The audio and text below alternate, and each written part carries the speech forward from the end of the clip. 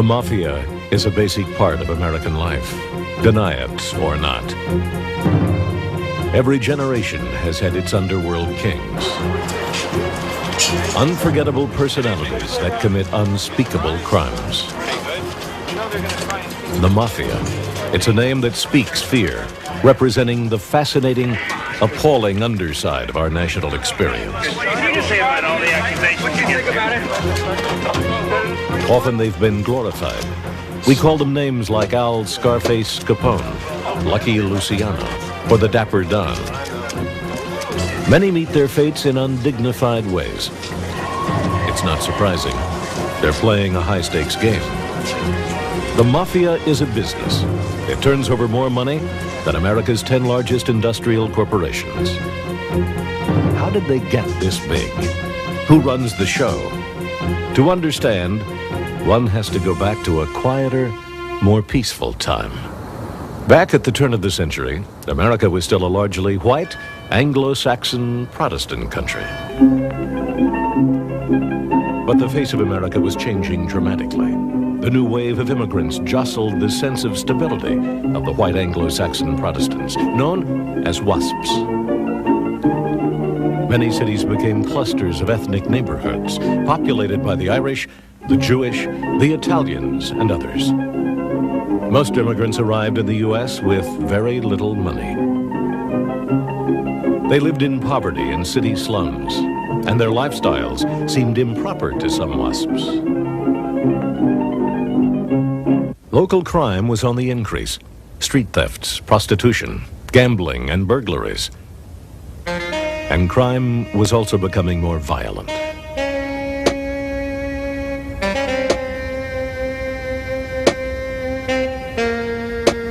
Well, it's been said in the defense of ethnic groups that feel slighted by their association with crime, particularly the Italians, that crime is not an ethnic phenomenon, which it certainly isn't. It certainly goes across all ethnic groups. But one must understand that extreme criminality is often found among groups which are, let's say, the hungriest when they arrive.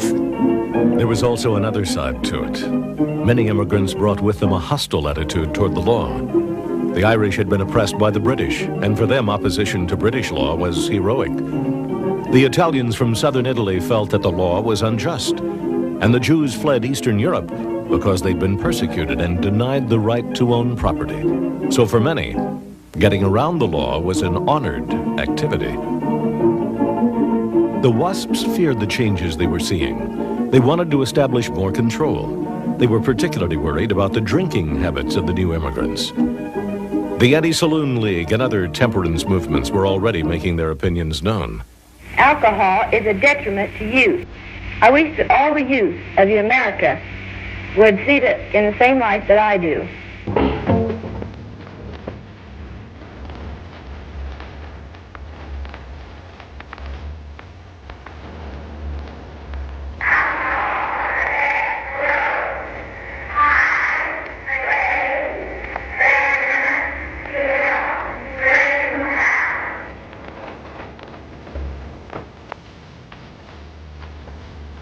On January 16, 1920, the 18th Amendment to the Constitution became federal law.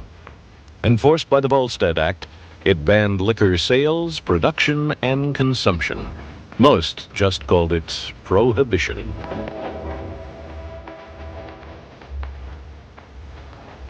Prohibition was foisted on this country by white Protestants who were worried about the new immigrant groups, worried about social control, and they saw the abolition of the liquor traffic as a way of imposing a kind of social control on these new immigrant groups.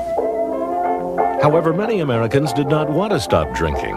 They'd suffered through World War I, and they wanted to have some fun. A strong demand was created that needed someone to supply it. For many immigrants who were looking for ways to make money, Prohibition was a dream come true. An illegal but highly profitable career as a bootlegger proved irresistible. The Irish were the first bootleggers. In many cities, they were the saloon keepers and bar owners, and they had close ties to the police and to the politicians. Very soon, however, the Irish met fierce competition. Then when you come down to bootlegging, of course, this would be at precisely the time that the young Italians and the young Jews raised in American slums would be coming to manhood. And there was an opportunity to move quickly into an expanding business activity. Most newly arrived Americans played the game straight, committed no crimes, and rose by their own legitimate efforts. Gangsters decided to steal and kill not because they were Irish, Jewish, or Italian, but because they were criminals. Ironically for the WASPs, however, criminal circumstances actually worsened as a result of Prohibition.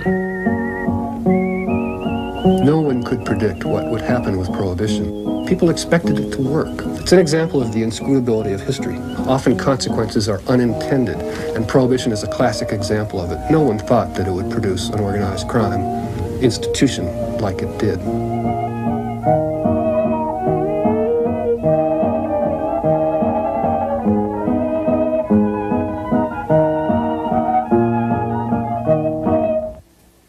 The WASPs believed they could use Prohibition to control the recent immigrants.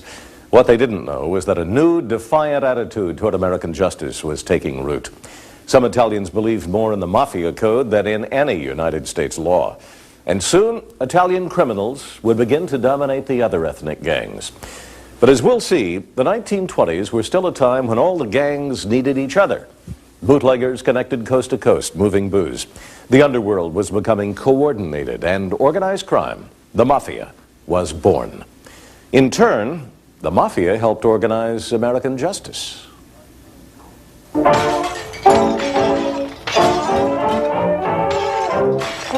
onset of Prohibition proved an enormous business opportunity for the underworld.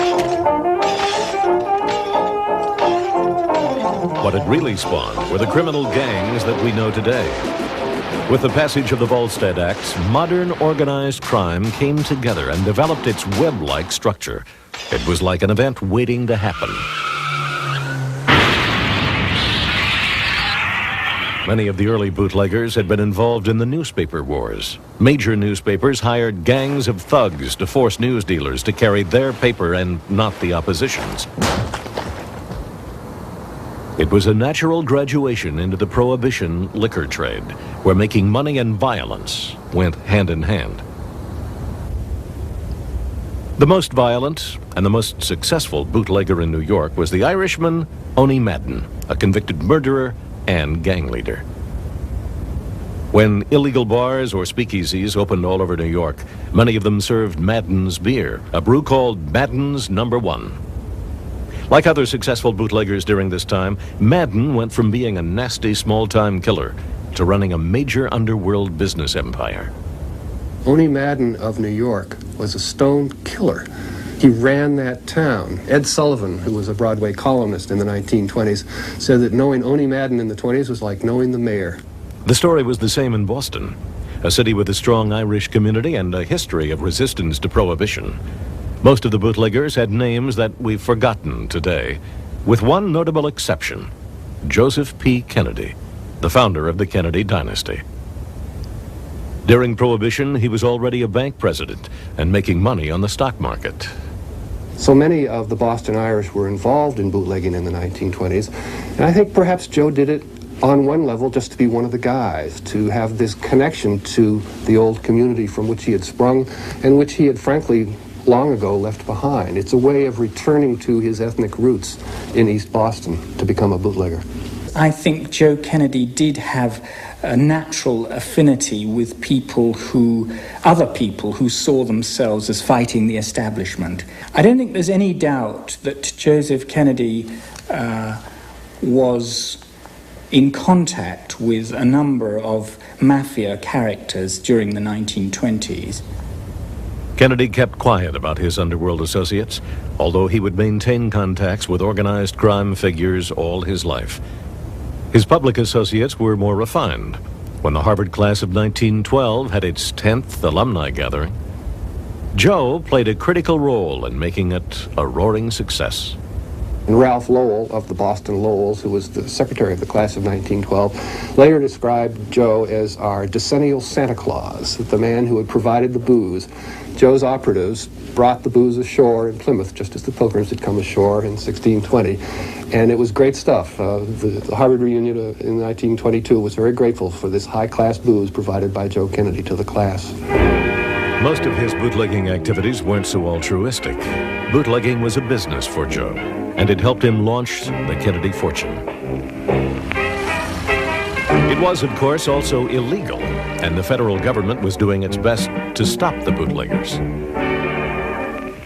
It was a difficult task. Many people didn't respect the law, and their determination to keep drinking demonstrated that creativity was alive and well in the 1920s America.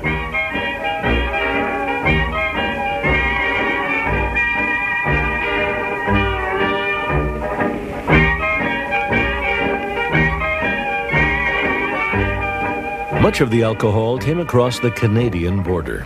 Much of it came from another famous family, the Bronfmans of Canada. Sam Bronfman used the Prohibition trade to build the Seagram's empire, which he ran from an office in Montreal. The Bronfman group were able to set up trans-shipping companies in the West Indies and even in Mexico, so that what they really did was to set up a transportation system all the way around the United States. West Coast, East Coast, West Indies, and so on. All of this took sophisticated organization, and it was a major reason why Prohibition eventually led to the creation of organized crime. Moving large amounts of liquor around was quite different from robbing banks or petty extortion. You had to ship the liquor. You had to get it past the Coast Guard. You had to store it in warehouses and sell it to customers. This was big business, and it became the business of organized crime. One of the main masterminds was Arnold Rothstein, who was aptly called the Brain. Rothstein is significant because his complete, I can only say, intellectual involvement as the Brain marked the emergence of organized crime as a complete business entity. The further elaboration of the syndicate along business lines is generally due to him. Arnold Rothstein didn't have a gang as most bootleggers did. He was the money man, fronting money for various enterprises, and then being owed money. Rothstein came from a comfortable Orthodox Jewish family on the Upper West Side of New York. He was an inveterate gambler, and legend has it that the notorious 1919 World Series was fixed by Rothstein. It's the greatest scandal in the history of American baseball. 8 members of the Chicago White Sox were bribed to throw the series to the Cincinnati Reds. But it's one fix that Rothstein didn't do. He just heard about the tampering and made a fortune betting on the right side. Rothstein has a pupil, the young Meyer Lansky. Lansky will eventually take over from Rothstein as the mastermind behind the Mafia. Lansky is one of the contacts between the bootleggers in New York and Seagram's Liquor in Montreal. He's one of the ways that the Bronfmans moved their booze into the United States. Much of the booze came from Canada or Europe, and one of the most important stepping-off points for this flow of alcohol was a small island about 20 miles off the coast of Newfoundland. The island of St. Pierre, a vestige of the French Empire, was outside the legal jurisdictions of both the United States and Canada. It proved enormously useful to bootleggers like Rothstein and Lansky. Legal booze would come into St. Pierre from Canada and Europe, be offloaded there, and get fraudulent papers for shipment somewhere else. So the legal manufacturers could say, we just sent it to St. Pierre, we don't know what happened to it after that. The liquor would then make its way to the U.S. coasts, where the large ships would anchor 3 to 5 miles offshore, outside U.S. coastal limits. So every summer you would have what were called motherships off the coast of anywhere from Boston to South Jersey, and small ships would go out and take the booze off. It was so common, of course, that you could go to New York and and tourist ships would take you out, and you could watch the bootleggers at work.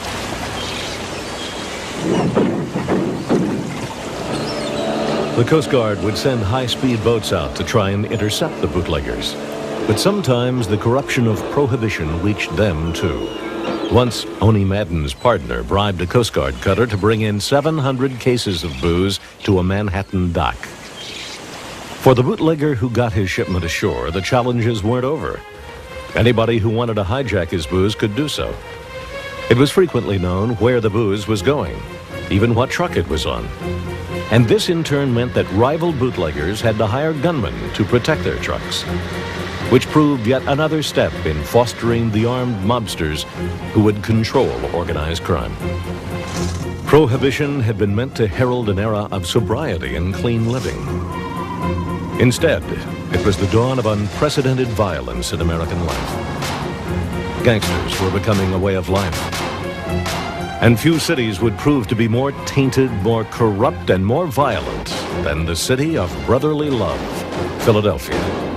It was a town where the politicians were bootleggers, the cops were criminals, and the good times rolled.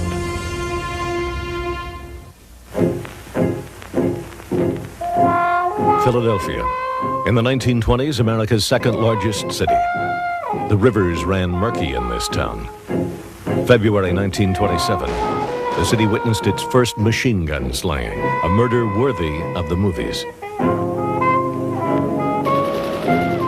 That night's evening bulletin used a photo diagram to show how it happened. Racket chieftain Mickey Duffy was the target. Badly wounded, he escaped with his life. His bodyguard died. So what was going on in this city of brotherly love, Philadelphia? This was one of America's oldest, most respected cities. It called itself the workshop of the world and led the nation in producing locomotives, streetcars, textiles, and even hats. It was a proud place, with a blue blood upper class that lived on historic Chestnut Hill and along the so-called Main Line. But there was another side to Philadelphia, less proper, more seamy. Philadelphia didn't just lead the nation in industrial production.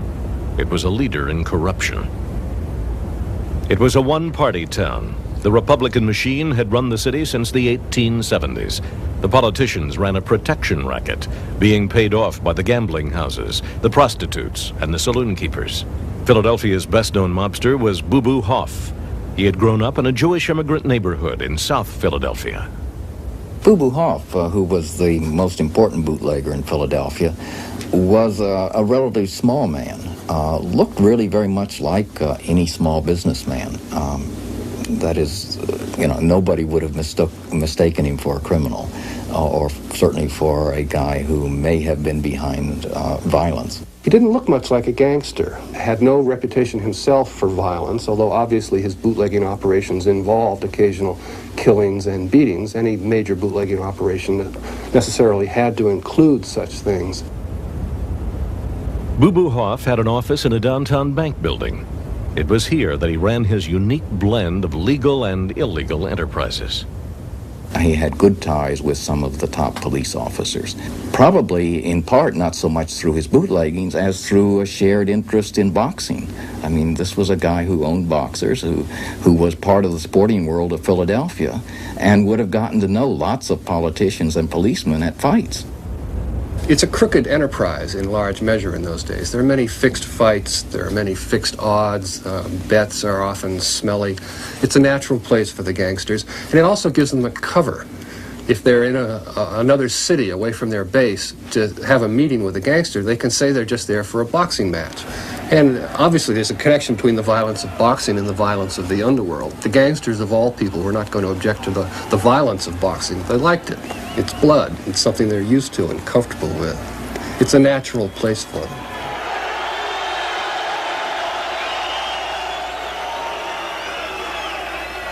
Boo Boo Hoff used his political connections to move into a number of profitable areas.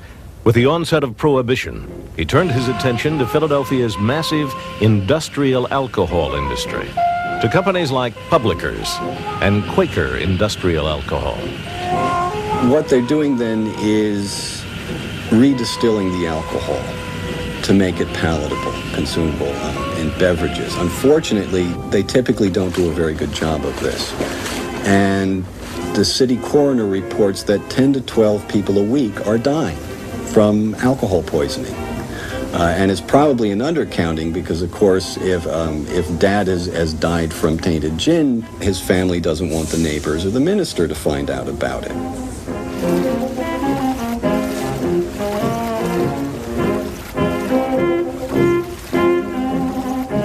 It would be wonderful to have a good drink of this before lunchtime.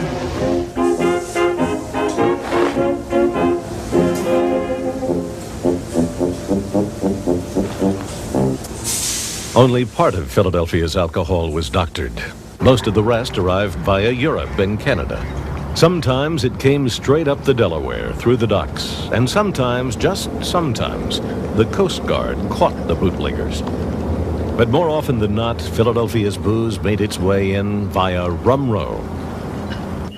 Philadelphia's bootleggers had a perfect area for smuggling, among the vast stretches of tidal salt marshes on the Delaware Bay. There were few people there, just isolated fishing and farming families. So the mobsters from Philadelphia would go down to South Jersey and they would hire, particularly after the Depression hit, they would hire these oystermen, fishermen who couldn't make a living anymore at their trades and stick them on a powerboat.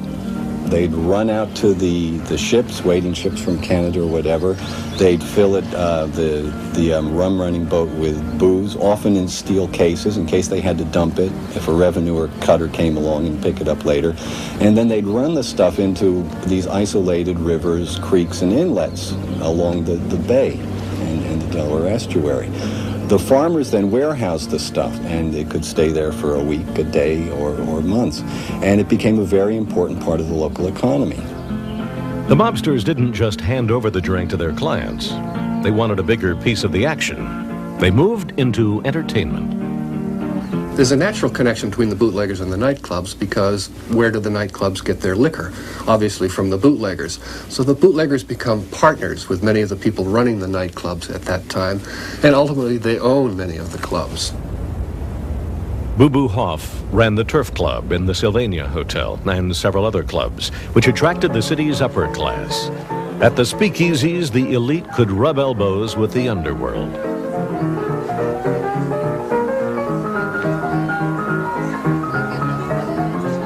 The speakeasy was the daring in place to go. Anybody who was anybody wanted to be seen in these kinds of places. You had to have a business card to get in. You had to know the owner. There was a daringness to it. There was a bravado. In a sense, it was kind of a voyeuristic thrill. You were doing something daring. You were tweaking the nose of Uncle Sam while at the same time experiencing a great new art form in jazz, socializing with the highbrows of society and the literati and the Gold Coast mavens. It was a wonderful time to be alive.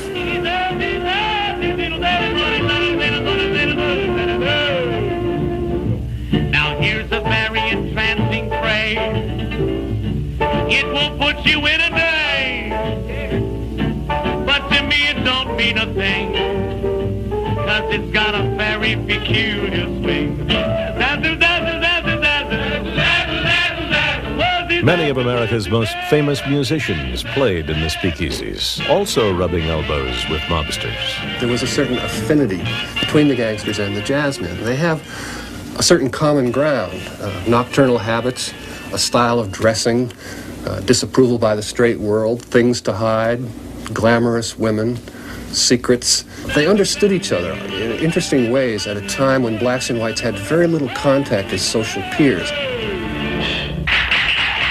There was no question who ran the show. Take New York's Cotton Club, one of the fanciest nightclubs in the country. Its ownership was concealed, but the boss was Onie Madden. Onie Madden wants the best entertainers. He wants Duke Ellington, and he's distressed when in 1927, the Duke goes to play at Philadelphia's Standard Theater.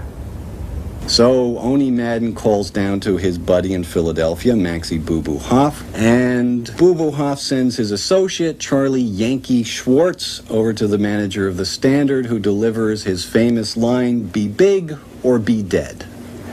And Ellington and the orchestra pack up their bags, head back to New York, and begin their famous engagement at the Cotton Club.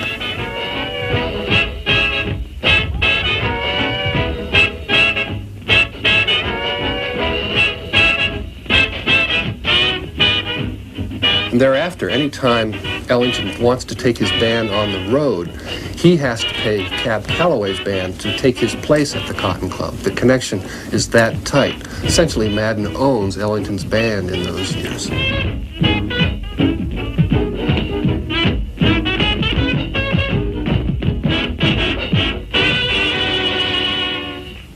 In Philadelphia, the sound of music was turning ugly, and the bell began to ring for reforms. When the city elected a new mayor, Freeling Kendrick, he asked President Coolidge to send someone to clean up the city. Marine Brigadier General Smedley Darlington Butler arrived and started a determined campaign to stomp out crime and enforce prohibition. Butler discovered that nearly everyone was on the take: the police, the politicians, and the mobsters. Butler becomes increasingly frustrated. He goes public with his frustrations. He gets in arguments with the mayor. And finally, before leaving after the end of his second year, in a speech before a group of women in Pittsburgh, he calls Philadelphia a cesspool on the edge of the state, and says that Philadelphia simply lacks the will or resolve to enforce prohibition. Philadelphians are upset about the situation. So in 1928, Judge Edwin Lewis convenes a grand jury to look into the matter. He takes lots of evidence from lots of witnesses, and the story is grisly. The extent of the graft, he estimates that about $2 million a year is being paid to Philadelphia cops and politicians by the bootleggers. In August 1928, the jury announced its findings. It was a damning indictment of the Philadelphia police. They had discovered 24 high-ranking officers with bank accounts worth about $750,000. Not bad when the average policeman's salary was only about $2,000 a year. The policemen came up with some weak excuses. Some said they had been lucky in crap games. Others that they had bet on the right horse. In the end, 138 policemen were found unfit for service. Boo Boo Hoff, the grand jury's final statement, says he's probably behind all of this, but we can't indict him. He's too insulated by fronts and covers. And so the grand jury really amounted to not very much. Some interesting information, but no arrests. No prosecutions came from it. They could not touch Boo Boo Hoff. Boo Boo Hoff survived Prohibition without going to jail. But there were crime fighters who refused to give up. And one was an extraordinary young woman, at the time a rare figure in American justice. Alcohol is hindering the coming of world peace because it is befuddling the thinking of humanity. It is no laughing matter today when the National Survey of Education on Alcoholism states that one out of every 6 boozers are women. It was the women's movement, the suffragettes, the Women's Christian Temperance Union, and the powerful Anti-Saloon League that had been the driving force behind Prohibition. So it was logical, if somewhat radical, for a woman, Mabel Walker Willebrandt, to be asked to enforce the new law. A woman was very important to be in that position because Prohibition was looked at as a woman's issue. Women had just gotten the vote. So it was a high visibility position. It was a moral crusade to many people. Mabel Walker Willebrandt was an unusual woman. She was born in Kansas, began school at 13, was a principal by 22, a lawyer at 27, and was just 32 when President Harding appointed her Assistant Attorney General in 1921. She became the enemy of the bootleggers and of what would become organized crime.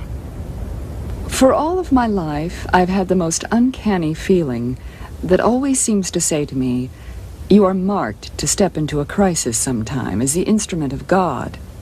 It seems that it may mean danger or disgrace or in some way cause me agony of heart, but I can't escape it.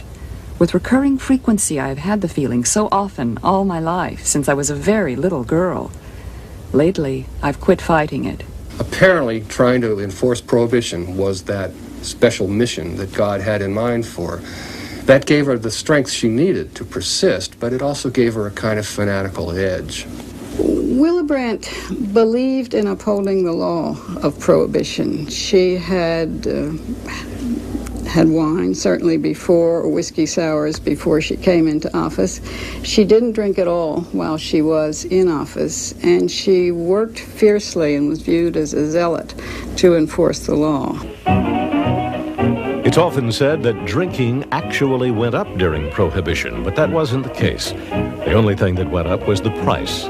Name brand whiskey, for instance, went from $0.10 a shot to as much as $3. People may have just thought there was more drinking because it was more daring, more celebrated, more extreme. One drink's recipe from the time captured the atmosphere. Take 3 chorus girls and 3 men. Soak in champagne till midnight. Squeeze into an automobile.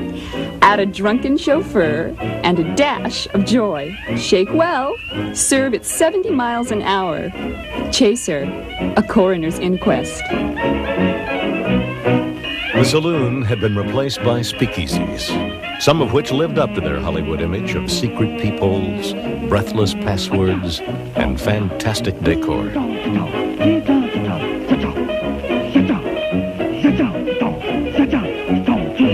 Many of the best-known people in society visited the speakeasies. So you have millions of lawbreakers, perfectly law-abiding citizens otherwise, who now are breaking a federal law by drinking. And so the line becomes blurred, and organized crime is much more intertwined in American life because of Prohibition in a way that it had not before then. She kept saying that the upper class, the Kennedys of this world, had a particular responsibility. She felt that was very important, and she pressed that. And said there seemed to be sometimes just then the working class that was out there made prey of the bootleggers. But she found herself with few true allies in the Justice Department. She was surrounded by older, skeptical men who were doubtful about the whole enterprise. She got very little cooperation from the attorneys general. Harry Daugherty, for example, Harding's notoriously crooked attorney general, gave her no cooperation. The Justice Department made a great song and dance about clamping down on bootleggers, calling in the newsreel cameramen to show their dramatic raids to the public.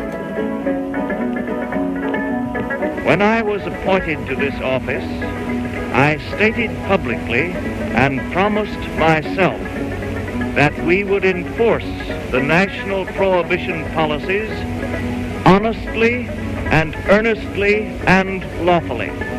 I do not like spectacular methods or anything that may be described as a drive. Steady, relentless pressure, intelligently applied to the maximum of our resources at all times and in all seasons is our aim and intention. The truth was that the feds frequently turned a blind eye. The Prohibition Bureau agents were poorly paid and easily bribed.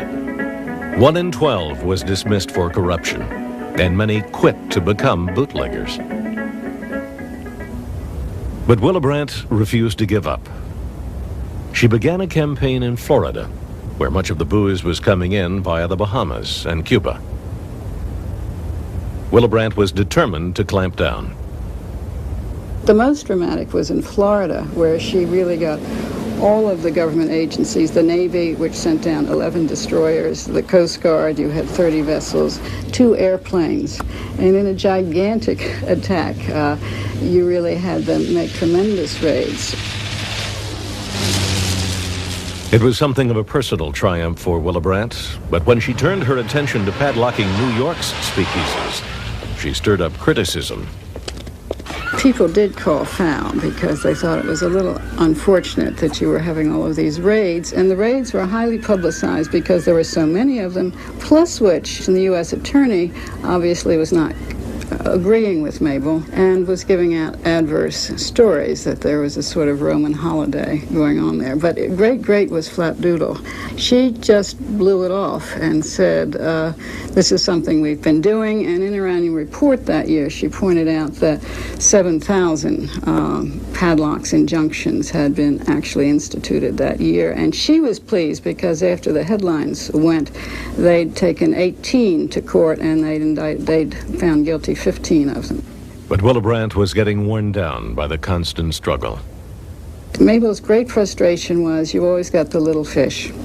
It was very hard to get the big fish, and she wanted the big fish. She had a cartoon that she kept which showed her with a mop trying to mop it up and keep it back, the incoming waves, and it was obvious that there was this inundation coming. When she left office in 1929, she wrote to her parents that she felt very often like the little boy who put his arm in the dike, and so she'd stopped a lot of things, she said, but it's a wearing way to be a hero.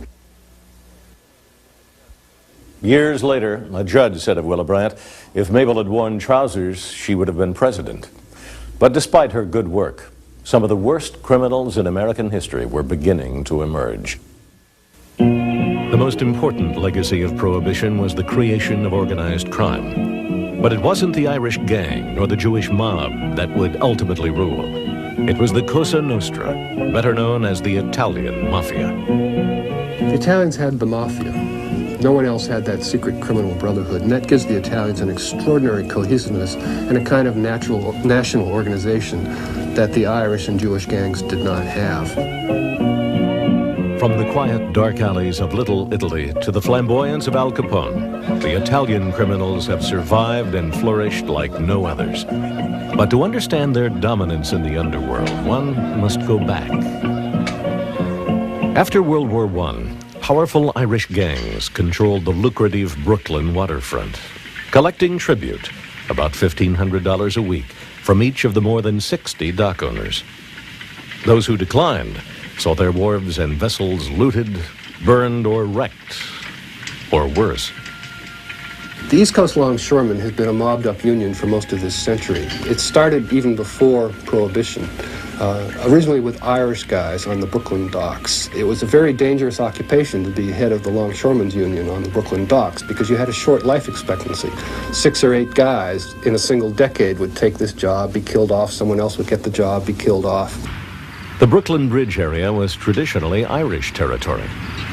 The White Hand Gang, or shall we say the Irish Mafia, they were an underworld superpower.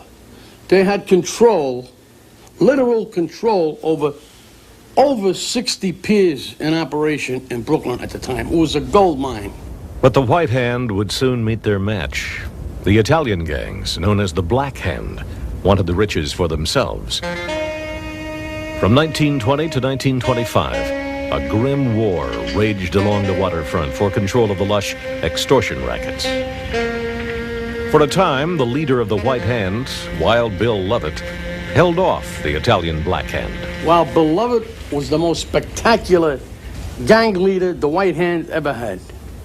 On the waterfront, everybody knew that this man will, soon as look at you, blow your head off. The man was a very dangerous man, really. No less fearless was the Italian leader of the Black Hand, Frankie Yale. He retained an iron-fisted control over his men. Frankie Yale was the first celebrity godfather. No question about it.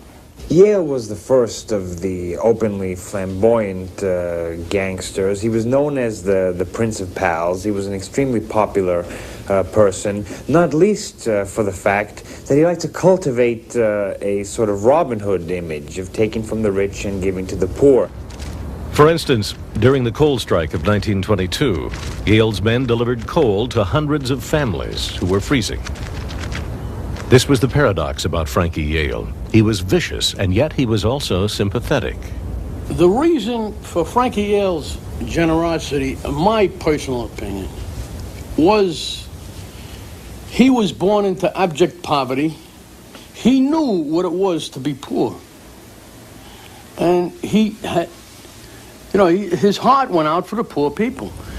But still, the bloody feud went on, and Yale needed tough henchmen. He was introduced to Alphonse Capone at a very young age, and he took a liking to Al. He tutored Al in the ABCs of the Underworld. Yale put Capone to work as a bartender and a bouncer in his dance club. From his humble beginnings in Brooklyn, Al Capone would carry a nickname for the rest of his life: Scarface.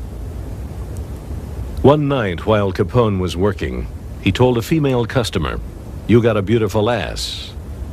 Her brother, Frank Galluccio, took out his knife, aimed for Capone's throat, but instead slashed his face 3 times. Gangsters lived dangerously, and before long, Capone savagely beat up a member of the White Hand Gang. Their leader, Wild Bill Lovett, came looking for him. Frankie Yale got word that Wild Bill Lovett was trying to track down Capone. He says, "Al, look, the best thing I could tell you, this man is gonna, sooner or later, with the scars and off identification, he's gonna get you sooner or later." So Frankie Yale sent Al Capone to work with Johnny Torrio in Chicago. It proved a lucky move. When Prohibition began, Frankie Yale mobilized his Black Hand troops into bootlegging, using his links in Chicago. What Prohibition did was it took rather loosely organized neighborhood gangs and it put them into transnational communication with each other. Because what was involved was the shipping of various liquors from one part of the country to another, even from outside the country, it was of enormous benefit towards making this a sort of national combination. The White Hand's power was waning. Their leader, Wild Bill Lovett, was gruesomely murdered by the Black Hand. When Richard Peg-Leg Lonergan took over, Al Capone returned to Brooklyn to get rid of this Irish gang once and for all. Sylvester Agulia was the man chosen to start the ball in motion. He was to whack a top lieutenant of the Irish White Hand gang across the head with a meat cleaver. That was the signal. The lights went out and the gunfire erupted immediately. The outcome was the murder, a triple gangland murder, as a matter of fact. Al Capone had finally murdered a man, Richard Lonergan. It turned out to be the most important murder of his whole career. His reputation throughout the Italian underworld nationally really zoomed, because what he actually did was hand over the entire Brooklyn waterfront to the Italian underworld. And after, very soon after, the White Hand gang evaporated into nothing at all, just died out. Now Frankie Yale controlled the New York waterfront and was Al Capone's chief liquor supplier. Capone quickly became Chicago's crime boss. It was the beginning of the rise of the Italian Mafia.